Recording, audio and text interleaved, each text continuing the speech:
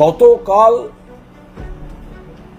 যখন আন্দোলনকারী জুনিয়র ডক্টরদের সঙ্গে যখন মাননীয় মুখ্যমন্ত্রীর বৈঠক সংক্রান্ত যে প্রক্রিয়াগুলি চলছিল, সেই সময় যখন তারপরে যখন বৈঠকটি যে কোনো কারণেই হোক হলো না, আমি কারণগুলোর মধ্যে যাচ্ছি না, তার জন্য আমার আজ আপনাদের সামনে আসা নয়, যখন জুনিয়র ডক্টররা প্রেস কনফারেন্স করছিলেন, সেই সময়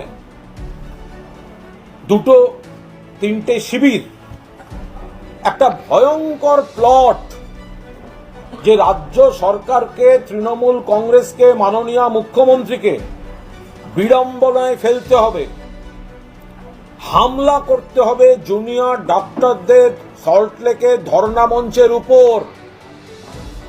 কলকাতার ছেলে নয়, বাইরের ছেলেদের এনে হামলা করে দিতে হবে, যাতে গোটা দায়টা সরকারের ঘাড়ে চাপে। কারণ বৈঠকটা কাল হয়নি, জুনিয়র ডক্টররা ফিরে আসছেন।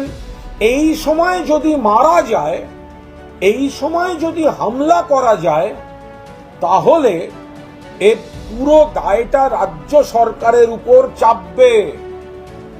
এই ভয়ঙ্কর প্লট যারা করেছেন তাদের মধ্যে বামপন্থী একটি যুব সংগঠন আছে এবং অতি বাম বলে পরিচিত একটি সংগঠনের একজন এর মধ্যে রয়েছেন।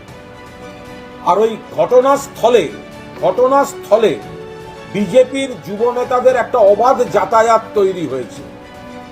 আমি এই বিষয়ে আপনারা ঠিক কি কথোপকথন ওদের শিবির সূত্রেই চলে আসছে,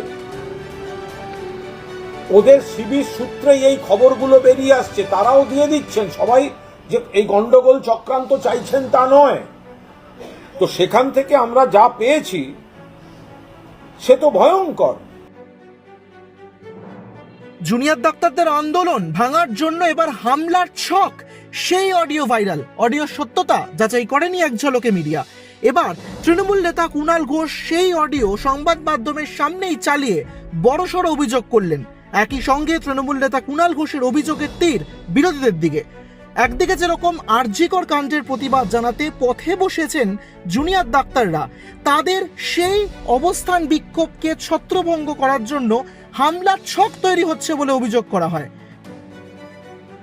এখানেই শেষ নয়, একই সঙ্গে বিরোধীদের দিকে আঙ্গুল তুলেছেন তৃণমূল নেতা কুণাল ঘোষ এই অডিওর জন্য। অর্থাৎ এই অডিও তৈরি করার পেছনে হাত রয়েছে বিরোধীদের চক্রান্ত বলে দাবি করেছেন তৃণমূল নেতা কুণাল ঘোষ।